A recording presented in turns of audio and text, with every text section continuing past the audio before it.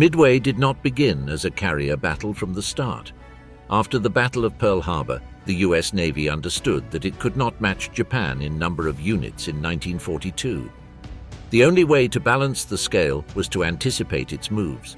It was too weakened and had to preserve its forces, avoiding a war of attrition until its industrial complex could come into action.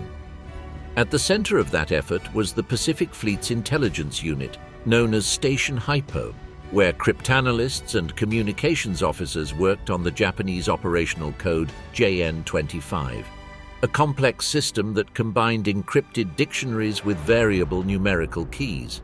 It was not a code that could be broken all at once. It had to be dismantled piece by piece, with percentages of understanding that rarely exceeded 15 or 20% of a message. That incomplete margin forced them to work by correlation. Transmission schedules, unit call signs, logistic patterns, and repeated sequences were cross-checked. A convoy that needed fuel left traces. A carrier that changed area created an alteration in the signal network. American intelligence began to reconstruct a map of Japanese activity without reading the entirety of the orders. The reports were elevated to the Pacific Fleet Intelligence Officer, Commander Edwin T. Layton, who compared the data with operational assessments and concluded that Japan was trying to force a decisive battle by drawing US carriers toward that point. Layton personally brought the estimate to the Commander-in-Chief of the Pacific Fleet, Admiral Chester W. Nimitz. There, at Pearl Harbor headquarters, the accumulation of indicators such as the pace of transmissions, the type of units mentioned, supply routes, and expected coverage made it clear that AF was the center of gravity of the next Japanese blow. It was not a diffuse threat, but it was understood to be a trap designed to force the United States to fight under conditions chosen by Japan. Cunning made it possible to determine what AF was with an intelligence maneuver. Nimitz ordered the advanced base at Midway to transmit in the clear without encryption a routine administrative message reporting that the island had suffered a malfunction in its desalination plant and that the garrison faced a shortage of drinking water. It was a message designed to be heard. Japanese operators who constantly monitored US communications picked it up without difficulty. A few days later, hypo interceptors recorded an encrypted Japanese message stating that the objective AF was suffering precisely a lack of water. When the text was reconstructed at the analysis table, the coincidence eliminated all doubt. AF was none other than Midway. The Japanese operation was aimed directly at that small coral island located more than 2,000 kilometers from Hawaii. And with that certainty, the US command was able to concentrate there the limited carriers and escorts that would decide the battle. At that instant, the strategic initiative changed hands. Japan still believed it was advancing toward a surprise objective. The United States knew the blow would come, but it did not know every detail of the enemy device. And in naval war, knowing where to concentrate carriers was equivalent to choosing the battlefield. In the entire Central Pacific, there were only 3 carriers available for the operation. Japan, by contrast, would deploy 4 large first-line carriers, accompanied by battleships, cruisers, destroyers, and a complex invasion force. The carrier USS Yorktown, badly damaged weeks earlier in the Battle of the Coral Sea, underwent emergency repairs at Pearl Harbor that normally would have required 3 months. Work went on day and night for barely 72 hours to return it to combat with sufficient capability. No attempt was made to make it perfect. It was enough that it could launch and recover aircraft. When it sailed again, it carried aboard 75 planes, Grumman F-4F Wildcat fighters, sturdy low-wing single-seaters armed with .50 caliber machine guns, Douglas SBD Dauntless dive bombers 2-seat with perforated dive brakes and great accuracy in vertical attacks. Finally, it carried slower Douglas TBD Devastator torpedo planes with partially faired fixed landing gear designed to drop torpedoes at low altitude. It was not an ideal air group, but it was enough to enter combat. Meanwhile, the other 2 carriers, USS Enterprise and USS Hornet, sailed to the northeast of Midway and positioned themselves outside the expected Japanese search routes. Between them, they gathered close to 150 additional aircraft. The Enterprise embarked approximately 80 planes, with a strong proportion of SBD Dauntless, whose range and bomb load capacity of 501.000 pounds made them the main weapon of the American attack. The Hornet carried around 75 aircraft, including the same models. Together, the US force lined up about 230 carrier-based planes. They were not more modern than the Japanese, but they were tough, easy to maintain on deck, and with good operating radii. The deployment was carried out in almost absolute radio silence. Japan expected to find the US fleet reacting from Pearl Harbor after the first bombing of Midway, as had happened 6 months earlier. Instead, the American carriers were already at sea, waiting. From May 28th, the PBY Catalina flying boats carried out fan-shaped patrols of up to 700 nautical miles, more than 1.100 kilometers from the atoll, taking off before dawn and flying missions of up to 15 hours. Their main task was to locate and report, not attack. On June 3rd at 9:04, a Catalina sighted Japanese ships about 700 miles west-southwest of Midway. They were not yet the carriers, but the transport group, and they confirmed that the operation was underway and matched the forecasts. From that moment, there were no more repositionings. The 3 US carriers remained hidden northeast of the atoll in radio silence, waiting for the instant when the Japanese carrier force would be committed to its attack and offer the only chance to strike with advantage. On June 4th, Midway dawned with a sense of tense waiting rather than surprise. Since midnight, the SCR-270 early warning radars installed on the island had been operating continuously. At 5:34, they detected multiple echoes approaching from the northwest. They were not isolated scouts. It was a large, compact air formation at constant speed. The information was immediately passed to the Fighter Control Center, installed in a partially buried concrete building to withstand bombings. Sirens began to sound across the island. Midway was not a large base, but a low atoll covered in coral sand, fuel depots, workshops, anti-aircraft defenses, and 2 main runways oriented at an angle to take advantage of prevailing winds. About 120 aircraft of all types were deployed there, many of them models already considered obsolete. The available fighters included F-2A Brewster Buffalo and some tougher F-4F Wildcat, with armor and self-sealing tanks. None matched the agility of Japanese fighters, but they took off anyway. At 6 o'clock, interception launches began.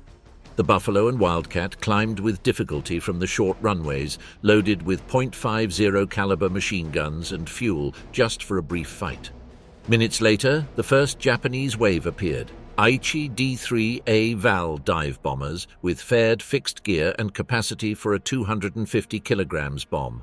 They were followed by Nakajima B-5N Kate, horizontal bombers, torpedo planes adapted as conventional bombers, escorted by Mitsubishi, a 6M0 fighters, extremely light, long-ranged, and armed with 20 mm cannons.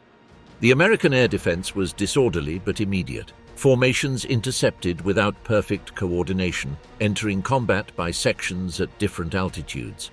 The result was a fragmented engagement, with fighters trying to break the escort while the island's anti-aircraft artillery opened fire from below. Midway was defended by a ring of anti-aircraft artillery carefully distributed around the atoll. The main pieces were 127mm dual-purpose guns capable of firing shells of about 25 kilos to more than 8 kilometers of altitude and also of being used against surface targets. At lower altitude were the 40mm Bofors automatics, with their fast and sustained rate of fire, and numerous 12 7mm Browning machine guns emplaced near the runways. When Japanese aircraft began to appear, the sky filled with dark bursts from time-fused shells. Towards 6:30, the first bombs began to fall. Hits struck hangars, maintenance shops, and high-octane aviation fuel depots, causing immediate fires. The coral terrain of the atoll reacted in a particular way. Each explosion raised white columns of abrasive dust that mixed with the black smoke of burning fuel, reducing visibility and covering everything with a layer of fragments. Despite the damage, the decisive objective, the runways, were not put out of service. The compacted coral absorbed part of the blast wave, and the craters did not have the usual depth seen in softer soils. Engineer teams were able to intervene quickly, filling the holes and clearing debris to keep the base operational, so that, even under attack, Midway kept launching and receiving aircraft. While the bombing was still falling on Midway, the island began to counterattack without waiting for the end of the strike. From the damaged runways, B-26 Marauders took off with adapted torpedoes, fast twin-engine planes that had to attack at very low altitude, along with B-17 Flying Fortresses, large four-engine bombers capable of operating at high altitude and long range. The aircraft took off amid smoke, fires, and freshly opened craters. Engineers and ground personnel filled holes with crushed coral and removed wreckage while engines were already running, keeping a single strip of runway operational. The order was to sustain sorties even if the base was under attack. The formations that flew toward the Japanese fleet did so in a scattered manner, covering more than 300 kilometers without precise coordination or sufficient escort. They encountered strong air defense and anti-aircraft fire, suffering heavy losses. Even so, those attacks forced the Japanese carriers to keep decks saturated with aircraft in continuous refueling and arming, disrupting their planned operational tempo. On the island, around 7:15, the Japanese attack began to withdraw. American losses in the air had been severe, with many fighters shot down during the interception, but the basic infrastructure was still functioning. The runways were back in use less than an hour after the initial bombing. Far away aboard the carriers, the dawn had begun long before first contact. In the hangars, lit with red light to preserve vision, ordnance crews installed 1.000-pound armor-piercing bombs on the SBD Dauntless, setting delayed fuses so they would detonate after penetrating armored decks.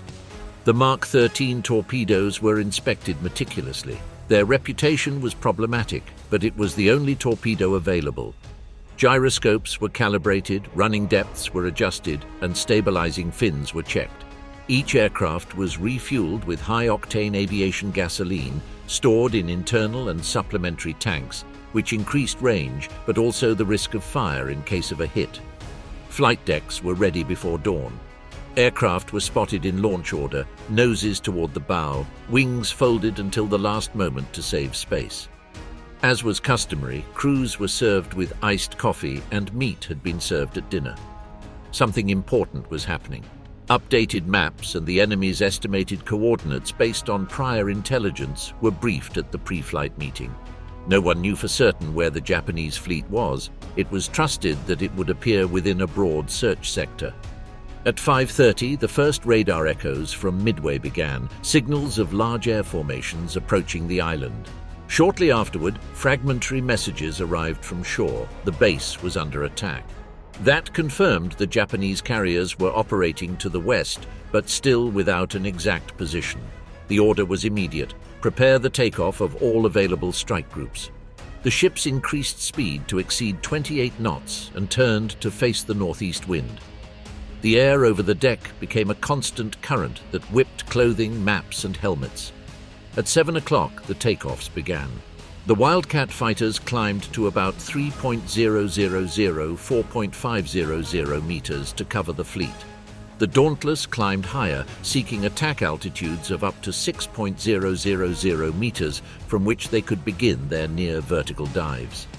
The Devastator, much slower, advanced at low altitude, barely at 150 knots, forcing the groups to separate because they could not maintain the same speed as the dive bombers. That difference in performance prevented all units from arriving together on target.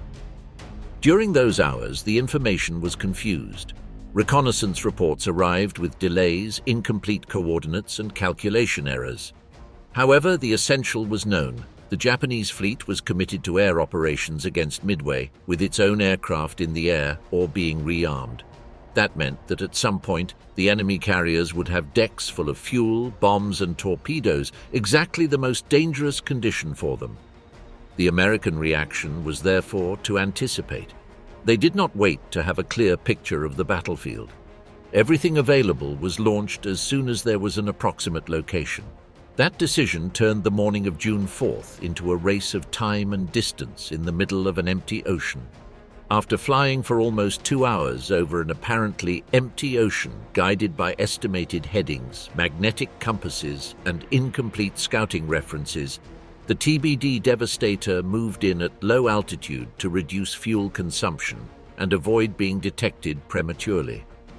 Around 9:15, they began to make out columns of smoke on the horizon. Minutes later, the silhouette defined itself clearly. 4 Japanese carriers maneuvered into the wind to operate their aircraft, escorted by a ring of cruisers and destroyers sailing in circular tracks at high speed. The Devastator descended even lower, stabilizing flight at barely 30 or 40 meters above the surface, with the gear retracted, visually skimming the wave crests.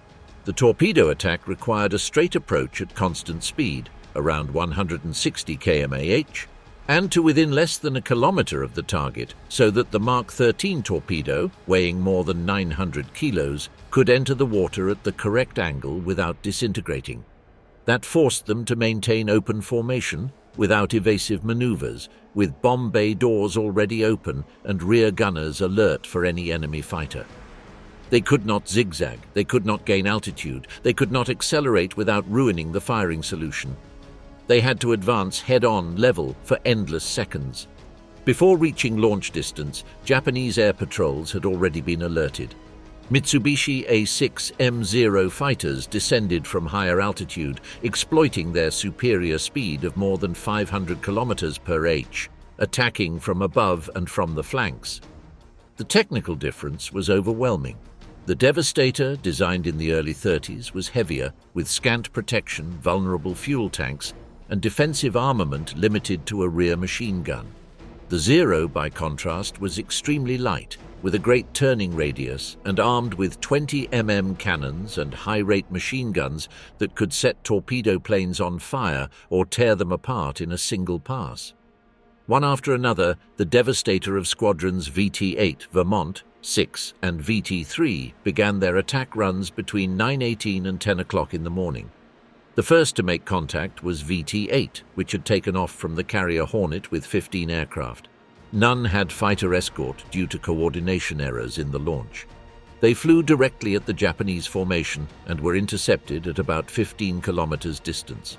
The 15 planes were shot down in less than 15 minutes. Only one managed to drop its torpedo before falling into the water. Shortly afterward, Vermont, 6 from the Enterprise, attacked with 14 planes. They managed to get somewhat closer thanks to the momentary dispersion of the air defense, but even so, 10 were shot down during the approach. The remaining 4 dropped their torpedoes at distances between 700 and 900 meters. Thus, they maneuvered with simultaneous turns of up to 30 degrees, leaving tight wakes that made it possible to evade every track. The last attack was carried out by Yorktown's VT-3 with 12 aircraft. By then, the Japanese defense was fully alert. The Zero fighters, operating from an initial altitude of about 3.000 meters, descended to nearly touch the water, chasing the torpedo planes at less than 100 meters above the surface. 7 Devastator were shot down before release, others were damaged during the drop, and none achieved a hit. In total, of the 41 American torpedo planes that participated in the successive attacks, 35 were destroyed and most of their crews died at sea. The attack was an absolute disaster. Of the aircraft that began the approach, most were destroyed in a matter of minutes. Human losses were extremely high. The torpedo attack did not stop the Japanese fleet or damage its main units. However, not everything had been in vain. The Zero fighters descended to very low altitude and remained there, pursuing scattered targets over the sea, losing their superior cover position. At the same time, escort ships concentrated their attention on threats at water level, saturating their fire control downward and toward the flanks. The formation became slightly disordered during evasive maneuvers.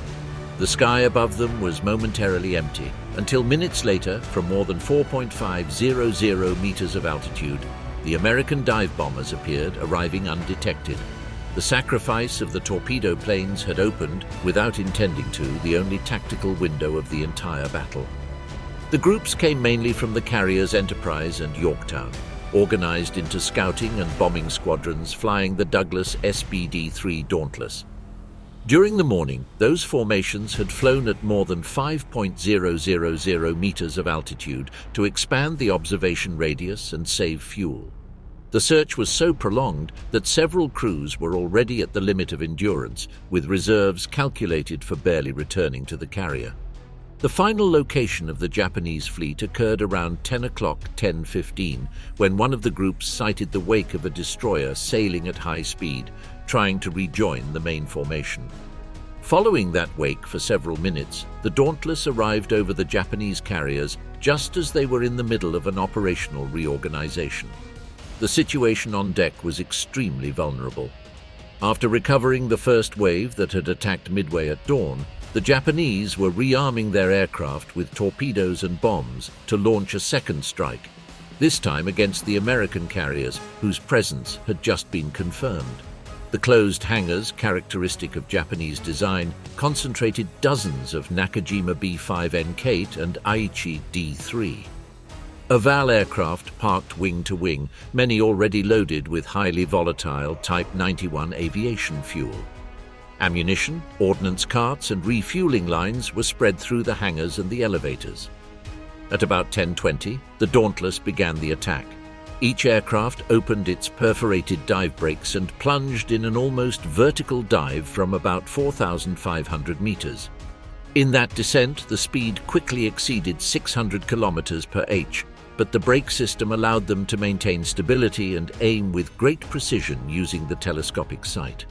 The main bombs, weighing about 454 kilograms, were fitted with delayed action fuses to penetrate before detonating, a decisive detail against armored decks. Japanese air defense reacted late because most of the Zero fighters were at low altitude, fighting the American torpedo planes that had attacked minutes earlier. That dispersion created a vertical gap that the bombers exploited without effective opposition. Anti-aircraft guns began firing when the Dauntless were already deep into their dives, which drastically reduced their effectiveness. The aircraft carrier Kaga was the first to be hit. It took multiple nearly simultaneous hits between 10:22 and 10:24. The bombs pierced the flight deck and exploded in the upper hangar where aircraft loaded with fuel and ordnance were parked.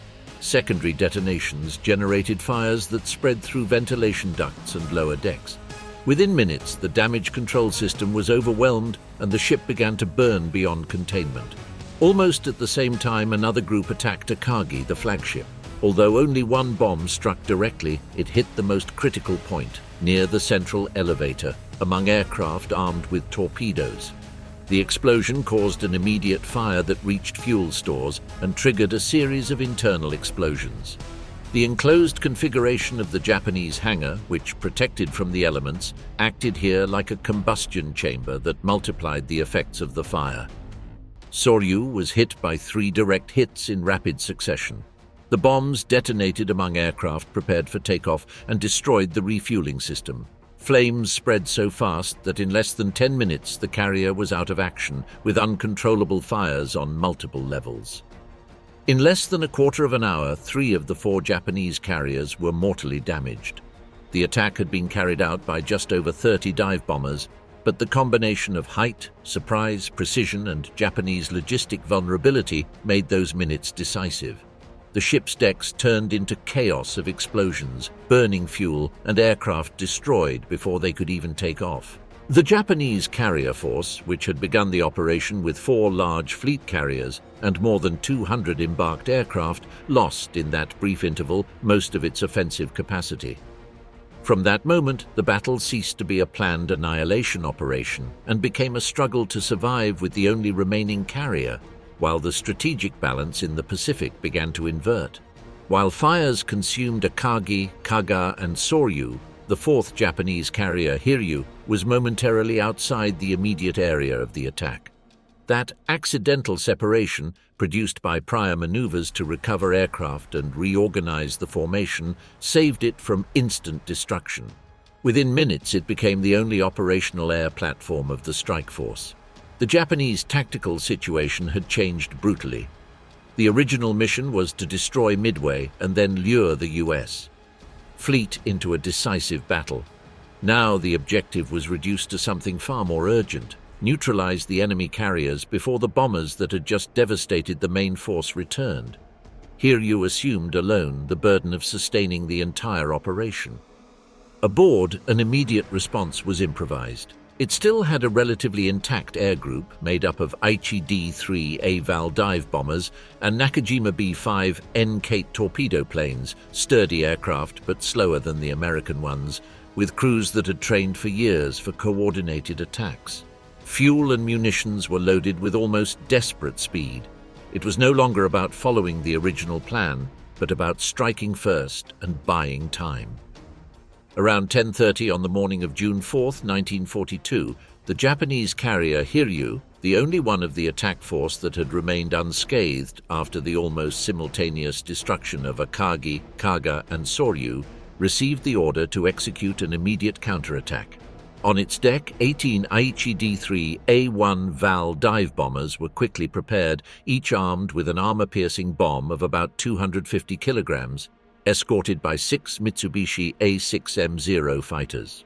They took off shortly after 10:50 and flew more than 150 kilometers to the northeast, guided by the latest scouting reports, maintaining variable altitudes between 3,000 and 4,500 meters to reduce the probability of detection.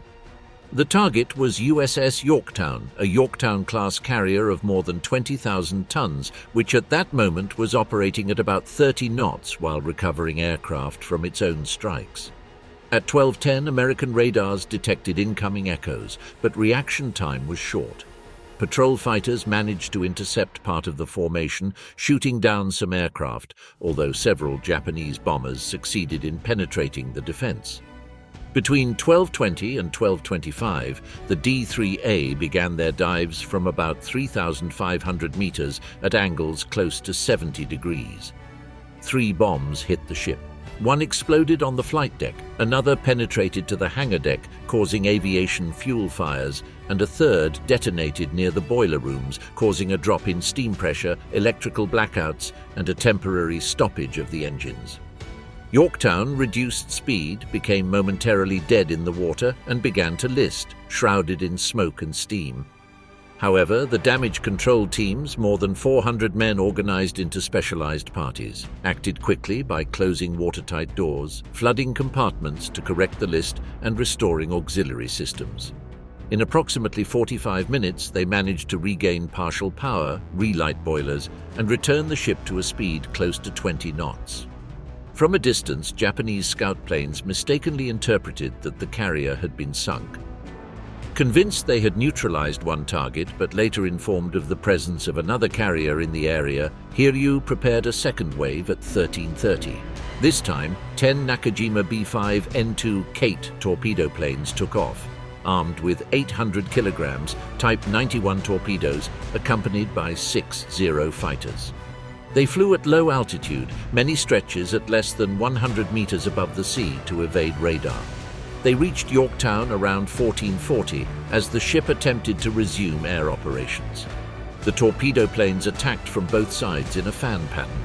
2 torpedoes struck the port side within seconds of each other, opening huge breaches below the waterline and allowing a massive influx of water. The carrier again lost power, the list exceeded 25 degrees, and the engine rooms were rendered unusable. Although it remained afloat for hours, it could no longer operate or maneuver. The order to abandon ship was given later in the afternoon, after evacuating most of the crew. Hiryu's counterattack had been, in tactical terms, the most effective achieved by Japan that day. It had put one of the 3 US carriers present out of action, but the action consumed its last air reserves and revealed its approximate position. As the aircraft returned with losses, US forces were already sweeping the ocean in search of the only Japanese carrier still operational. The battle thus entered its final phase. Hiryu, which in a few hours had gone from being one element of a powerful squadron to becoming its sole survivor, was now alone against the full American carrier power concentrated against it. Its offensive had been a reactive blow, not a recovery of the initiative, and that difference would seal its fate in the hours that followed. While Yorktown burned, American reconnaissance aircraft expanded their search patterns in sectors of more than 200 kilometers radius, flying at altitudes between 4,000 and 6,000 meters to maximize visibility in a sky already cleared by the northeast wind. One of those aircraft finally detected the solitary wake of the Japanese carrier steaming at about 28 knots, escorted by a reduced group of destroyers zigzagging constantly to hinder submarine localization. The position was transmitted immediately, and within minutes an attack force was ordered launched, composed mainly of Douglas SBD Dauntless dive bombers, each armed with 500-pound bombs and supplementary tanks that allowed them to operate more than 300 kilometers from their takeoff point. Between 15:30 and 16 o'clock, several waves took off that together totaled more than 30 Dauntless, accompanied by F-4F Wildcat escort fighters. The bombers climbed to about 4,500 meters to make the final approach from windward, using the sun's position to hinder visual detection from the Japanese ship. Hiryu, with fewer air patrols available after its previous strikes, could offer only limited defense. Some Zero fighters attempted to intercept, but the reduced operational number and the need to cover multiple sectors left gaps in air protection. Around 17 o'clock, the Dauntless began their near-vertical dives, deploying their distinctive perforated dive brakes that stabilized the descent at speeds close to 400 kilometers per h. The formation attacked from different headings with intervals of only seconds to saturate the anti-aircraft defense. The carrier maneuvered hard over, trying to disrupt bombing trajectories, while its 25 mm automatic guns and 127 mm pieces fired continuously, filling the air with tracers. Even so, several bombs struck with devastating precision in the central area of the ship, penetrating the flight deck and exploding in the hangars where aircraft refueled and armed for a new sortie were stored. The explosions caused simultaneous fires on different levels, ruptured fuel lines, and knocked out the electrical systems that controlled elevators, pumps, and steering. Heat warped structural beams and blocked internal routes, while columns of black smoke began to rise thousands of meters, visible from enormous distances over the ocean.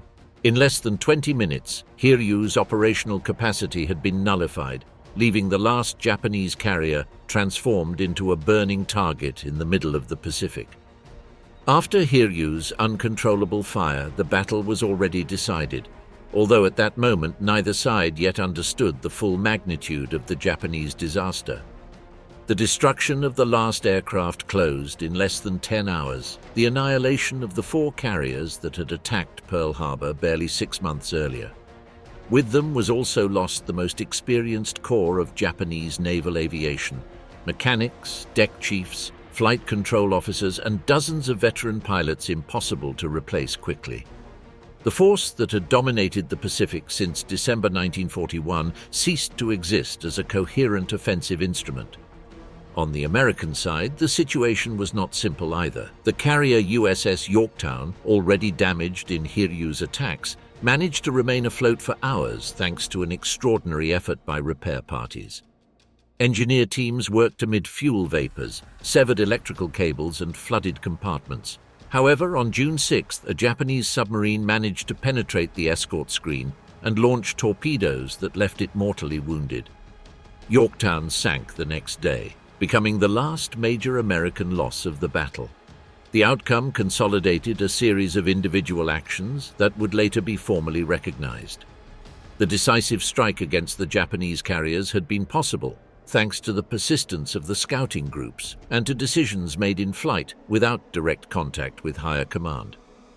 Air Group Commander Wade McCluskey, leading Enterprise's bombing group, decided to continue the search when fuel was already critical, following the trail of a Japanese destroyer steaming at full speed. That intuition led directly to the enemy fleet. Several of the pilots who took part in the dives later received the Navy Cross, while McCluskey was decorated for combat leadership. Another key protagonist was Richard H. Best, squadron leader of the bombers, who first attacked Akagi and then, in a second sortie the same day, contributed to the final blow against Hiryu. His performance made him one of the few aviators who directly participated in the destruction of 2 enemy carriers in a single day. He also received the Navy Cross. The crews of the American torpedo planes, who had suffered devastating losses without achieving hits, were later recognized for their sacrifice.